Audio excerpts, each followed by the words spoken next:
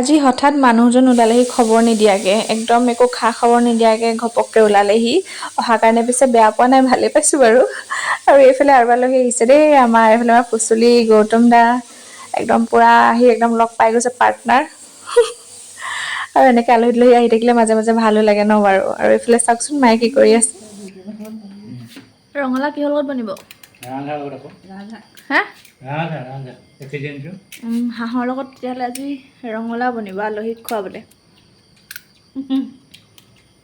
আৰু এইফালে মায়ে পূৰা লাগি আছে খানা পিনা বনোৱাত।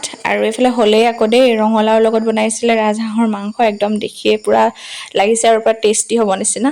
আৰু এইফালে বনি আছে গাহৰি ফ্ৰাই, আৰু এইফালে হৈ গ'ল এইখিনি আপোনাৰ লিভাৰ আমঠু ফ্ৰাই। আৰু এইবিলাক গোন্ধ পাই আৰু ৰ'ব নোৱাৰি মানুহজন পাকঘৰলৈ সোমাই দিছে বোলে, বৰ ধুনীয়া ধুনীয়া গোন্ধাইছে কি বনাইছে। তাৰপিছত আৰু এইফালে দেখিছেনে একদম তিনিটাৰ পৰা বহি মোবাইল টিপি আছে। আজিকালি মানে মানুহৰ লগ নালাগে, একেলগে বহি আছে যদি কোনেও কাৰো লগত কথা বনাই, তিনিটা মোবাইলত ব্যস্ত পূৰা।